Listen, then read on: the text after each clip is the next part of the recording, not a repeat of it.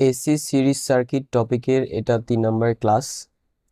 এই ক্লাসে আমরা ফেজ রিলেশন এই টপিকটা ডিসকাস করব। ফেজ রিলেশনের এটা 2 নম্বর ক্লাস। এর আগে আরও একটা ক্লাস ছিল যেটাতে ফেজ রিলেশনের বেসিক জিনিসগুলো আমরা ডিসকাস করছি। সো আজকে তাহলে ফেজ রিলেশনের সেকেন্ড ক্লাস অ্যান্ড আরও কিছু অ্যাডভান্স বিষয় বুঝবো ফেজ রিলেশন রিলেটেড। সো এখানে একটা সার্কিট আছে। এই সার্কিটে একটা ইন্ডাক্টর এবং একটা ক্যাপাসিটর সিরিজে কানেক্টেড। তো আমরা ধরলাম এই যে ইন্ডাক্টরটা আছে, এই ইন্ডাক্টরের ইন্ডাকটিভ রিয়েক্টেন্স ধরলাম 10 ওহম, এবং এই যে ক্যাপাসিটরের যে রিয়েক্টেন্স, যেটাকে আমরা বলি ক্যাপাসিটিভ রিয়েক্টেন্স, সেটা ধরলাম 5 ওহম। ওকে, সো রিয়েক্টেন্সের ক্লাসে, যেটা আমাদের এসি সিরিজ সার্কিটের প্রথম ক্লাস ছিল, সেটাতে আমরা দেখে আসছি যদি কোনো সার্কিটে ইন্ডাকটিভ রিয়েক্টেন্স এবং ক্যাপাসিটিভ রিয়েক্টেন্স দুটোই থাকে, তাহলে সার্কিটের টোটাল যে রিয়েক্টেন্স সেটা বের করার সূত্র হচ্ছে X equal XL minus XC. Means সবসময় ইন্ডাকটিভ রিয়েক্টেন্স থেকে আমরা ক্যাপাসিটিভ রিয়েক্টেন্সটা মাইনাস করব। এটা হচ্ছে সার্কিটের টোটাল রিয়েক্টেন্স বের করার সূত্র যখন কোনো সার্কিটে ইন্ডাক্টর এবং ক্যাপাসিটর দুটোই থাকবে। সো এই অবস্থায় এখন এই সার্কিটের টোটাল রিয়েক্টেন্স কত হবে আমরা যদি বের করি, এক্সএল এর মান হচ্ছে 10 ওহম এবং এক্সসি বা ক্যাপাসিটিভ রিয়েক্টেন্সের মান হচ্ছে 5 ohm. So 10 minus 5 equal 5। So ultimately সার্কিটের টোটাল যে রিয়েক্টেন্সটা আসছে সেটা হচ্ছে 5 ওহম। এবং আমরা এটা জেনে আসছিলাম ওই ক্লাসে যে সার্কিটের টোটাল রিয়েক্টেন্সটা যদি ধনাত্মক আসে, যেমন এখানে এটা আসছে কি +5। সো আমরা জানি যে যদি টোটাল রিয়েক্টেন্স ধনাত্মক আসে তাহলে সেই রিয়েক্টেন্সটা হচ্ছে ইন্ডাকটিভ রিয়েক্টেন্স, ইন্ডাকটিভ রিয়েক্টেন্স। আর যদি ঋণাত্মক আসে আমরা জানি সেটা হয় ক্যাপাসিটিভ রিয়েক্টেন্স।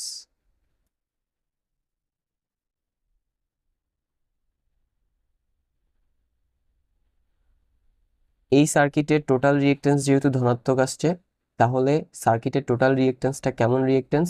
ইন্ডাকটিভ রিয়েক্টেন্স, কারণ ধনাত্মক হলে ইন্ডাকটিভ রিয়েক্টেন্স হয়। ওকে, সো এই জিনিসগুলো আমাদের বেসিক বিষয়। এবার আমরা ধরলাম সার্কিটটাতে এই ভোল্টেজটা অ্যাপ্লাই করলাম, যেটা একটা এসি ভোল্টেজ। সো স্বাভাবিকভাবে কোনো সার্কিটে যদি আমরা ভোল্টেজ অ্যাপ্লাই করি, তাহলে ওই সার্কিটে কারেন্ট প্রবাহিত হওয়া শুরু করবে। আর এসি ভোল্টেজের কারণে যে কারেন্ট প্রবাহিত হওয়া শুরু করবে সেই কারেন্ট অবভিয়াসলি এসি হবে। তো আমরা ধরলাম এখান দিয়ে যে কারেন্ট প্রবাহিত হচ্ছে সেই এসি কারেন্টটা I M equal 5 sine omega T. Now জানার বিষয় হচ্ছে এটা, আমরা জানি প্রত্যেকটা সাইনোসয়েডে একটা অ্যাঙ্গেল থাকে, যেমন এখানে ভোল্টেজের। আমরা প্রথমে সাইনোসয়েডের স্ট্যান্ডার্ড ইকুয়েশনটা লিখে নিই। সেই স্ট্যান্ডার্ড ইকুয়েশনটা হচ্ছে VT equal VM sine omega T plus theta. ঠিক আছে, এটা আমরা সাইনোসয়েডের একটা স্ট্যান্ডার্ড ইকুয়েশন লিখছি। সো এখানে দেখা যাচ্ছে থিটা নামের একটা পার্ট থাকে যেটা এখানে নাই। আসলে নাই যে তা না, আছে, সেটা জিরো। জিরো বলে তাই আমরা লিখি নাই। দ্যাট মিনস আমরা যে সাইনোসয়েড ভোল্টেজটা সার্কিটে অ্যাপ্লাই করলাম সেখানে থিটা এর মান বা ফেজ অ্যাঙ্গেলের মান হচ্ছে জিরো। এখন প্রশ্ন হচ্ছে এই সার্কিটটা তো একটা ইন্ডাকটিভ সার্কিট, কারণ সার্কিটের টোটাল যে রিয়েক্টেন্স আসছে সেটা ইন্ডাকটিভ রিয়েক্টেন্স। সো এই অবস্থায় যে কারেন্টটা প্রবাহিত হবে সেই কারেন্টের যে অ্যাঙ্গেল বা ফেজ অ্যাঙ্গেল সেটা কত হবে? তো আমরা আমাদের ফেজ রিলেশন এই টপিকের প্রথম ক্লাসে দেখে আসছিলাম, যদি কোনো কিছু ইন্ডাকটিভ হয় তাহলে ওই সার্কিটে কারেন্ট ভোল্টেজের চেয়ে পিছায় থাকে, কারণ ইন্ডাকটেন্সের কাজ হচ্ছে কারেন্টকে বাধা প্রদান করা বা কারেন্টের পরিবর্তনকে বাধা প্রদান করা। আর এই সার্কিটটার টোটাল রিয়েক্টেন্স যেহেতু ইন্ডাকটিভ, দ্যাটস ওয়াই ও কারেন্টের পরিবর্তনকে বাধা প্রদান করবে, আর কারেন্টটা সেই কারণে ভোল্টেজের থেকে পিছিয়ে যাবে।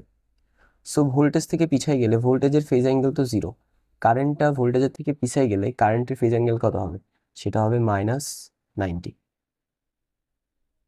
সো অবভিয়াসলি জিরো থেকে কিন্তু -90 পিছাই। তার মানে এটাই দাঁড়ালো যে যদি ইন্ডাকটিভ সার্কিট হয় তাহলে সেখানে কারেন্টটা ভোল্টেজের থেকে পিছায় থাকবে। আর আমরা জানি যদি কোনো সার্কিটে কারেন্ট ভোল্টেজ থেকে পেছায় থাকে তাহলে সেটাকে আমরা বলি ল্যাগিং। তাহলে এখানে যে ফেজ রিলেশন সেটা হচ্ছে ল্যাগিং, মিনস হচ্ছে কারেন্ট ভোল্টেজ থেকে পিছায়। আর ল্যাগিং কখন পাবো? যখন আমরা কারেন্টের অ্যাঙ্গেল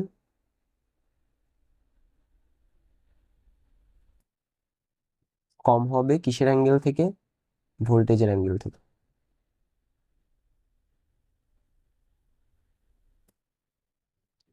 সো আই থিঙ্ক আমরা বুঝতে পারলাম যে কোনো সার্কিটে যদি ক্যাপাসিটর এবং ইন্ডাক্টর মিক্স থাকে তাহলে সেই ক্ষেত্রে ফেজ রিলেশনটা কিভাবে কাজ করে।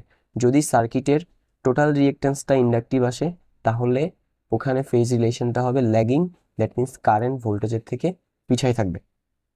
ওকে, নাও এই জিনিসটাকে যদি আমরা ভেক্টরের সাহায্যে বোঝার চেষ্টা করি তাহলে কিরকম হবে? ভেক্টর আঁকার জন্য আমরা জানি আমাদের এক্স এক্সিস ওয়াই এক্সিস লাগে, সো আমরা সেই এক্স এবং ওয়াই এক্সিস নিলাম। সো আমরা প্রথমে ভোল্টেজকে আঁকি।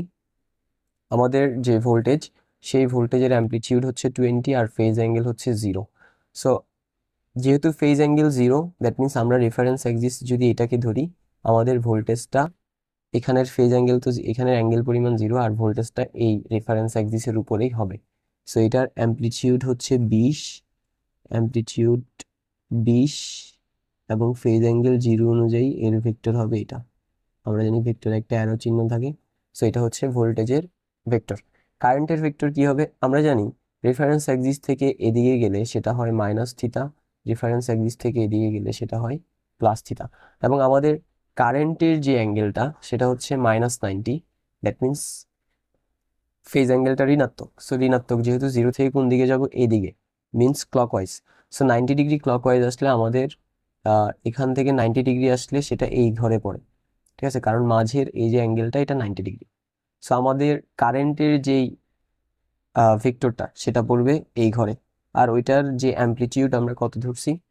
সেটার অ্যামপ্লিটিউড ধরছি 5, ঠিক আছে। সো অ্যামপ্লিটিউড 5 অনুযায়ী ভেক্টরের দৈর্ঘ্য আনুমানিক এতটুকু হবে এবং ভেক্টরে একটা অ্যারো থাকে, এই হচ্ছে সেই অ্যারোটা। সো হয়ে গেল, এটা হচ্ছে ভোল্টেজের ভেক্টর আর এটা হচ্ছে কারেন্টের ভেক্টর। এদের মাঝে ফেজ ডিফারেন্স কত? 90 ডিগ্রি, ঠিক আছে। এখানে কিন্তু ভোল্টেজের থেকে কারেন্ট কি আছে? পিছায় আছে। এদিকে থাকলে কিন্তু পিছায় ধরা হয় আর ওদিকে থাকলে আগায়। সো যাই হোক, এখানে পিছায় আছে। ওকে, এবার আমরা এই চিত্রে আসি। এই চিত্রটাতে এখানে সেম ইন্ডাক্টর আর ক্যাপাসিটর আছে। আমরা এখানে ইন্ডাক্টরের যে ইন্ডাকটিভ রিঅ্যাকট্যান্স সেটাকে ধরলাম, কত ধরা যায়? সেটাকে 7 ধরলাম। আর এই যে ক্যাপাসিটর সেটার ক্যাপাসিটিভ রিঅ্যাকট্যান্স এটাকে ধরলাম 12। ওকে, সো সার্কিটের এই অবস্থায় টোটাল রিঅ্যাকট্যান্স কিভাবে বের করব? সেম এই সূত্রটাই। টোটাল রিঅ্যাকট্যান্স বের করার সূত্র X equal XL minus XC. So XL এর মান হচ্ছে 7, এক্সএল এর মান 7, এক্সসি এর মান হচ্ছে 12, সরি, এক্সএল এর মান হচ্ছে, এক্সসি এর মান হচ্ছে 12। সো 7 আর 12 এদের ক্যালকুলেশন করলে আসবে হচ্ছে 5 এবং সেটা কি আসবে? -5 ওহম। দ্যাট মিনস এই যে সার্কিটটা এটা টোটাল রিঅ্যাকট্যান্স আসছে -5। এবং আমরা আমাদের আগের এখানে ডিসকাশন থেকে দেখে আসছি যদি টোটাল রিঅ্যাকট্যান্স প্লাস আসে তাহলে ইন্ডাকটিভ, টোটাল রিঅ্যাকট্যান্স মাইনাসে আসলে ক্যাপাসিটিভ। সো এটা যেহেতু মাইনাসে আসছে তাহলে আমাদের এখানে এই যে টোটাল রিঅ্যাকট্যান্সটা এটা হচ্ছে ক্যাপাসিটিভ রিঅ্যাকট্যান্স, ক্যাপাসিটিভ রিঅ্যাকট্যান্স। ওকে, সো এই অবস্থায় এখানে কারেন্ট এবং ভোল্টেজের ফেজ অ্যাঙ্গেল কিরকম হবে? সো আমরা এই এসি সাপ্লাইটা সার্কিটটাতে দিলাম। সো স্বাভাবিকভাবে এই এসি সাপ্লাইয়ের ফলে এখানে একটা কারেন্ট প্রবাহিত হবে, এসি কারেন্ট। আমরা সেটার ইকুয়েশনটা ধরলাম এরকম 5 সাইন, ধরে এই মানগুলো কিন্তু সম্পূর্ণ ধরে নেওয়া, এখানে যেগুলো ধরছি এগুলো সম্পূর্ণ ধরে নেওয়া। সো 5 সাইন ওমেগা টি। সো সিমিলারলি আগে যেরকম একটা অ্যাঙ্গেলের একটা বিষয় ছিল, এখানেও অ্যাঙ্গেলের একটা বিষয়। এখানে ভোল্টেজের কোনো অ্যাঙ্গেল নাই, এর মানে এই না যে নাই, আছে বাট সেটা 0, সেই জন্য দেয়নি। এবার কারেন্টের এখানে কত হবে?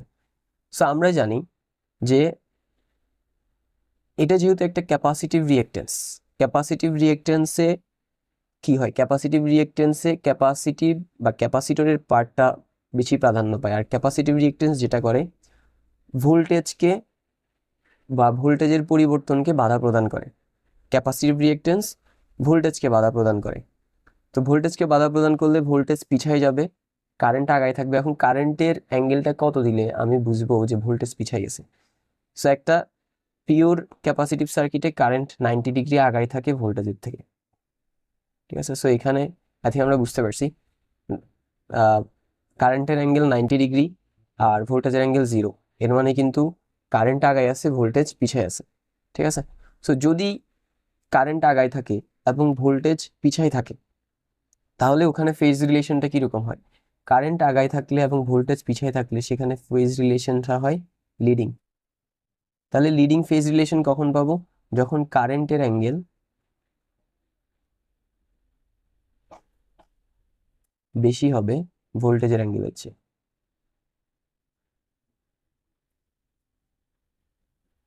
ঠিক আছে? আর লিডিং তখনই পাওয়া যায় যখন আমার রিয়েক্টেন্সের মানটা নেগেটিভ হয়, মিনস হচ্ছে ক্যাপাসিটিভ রিয়েক্টেন্স হয়, ঠিক আছে? সো এই অবস্থায় আমি যদি এর ভেক্টর আঁকি, তাহলে ভেক্টরটা কীরকম হবে? আমরা ভেক্টর আঁকার জন্য এক্স ওয়াই এক্সিস নেই। এটা হচ্ছে এক্স ওয়াই এক্সিস। আমাদের রেফারেন্স এক্সিস ধরবো আমরা এটাকে।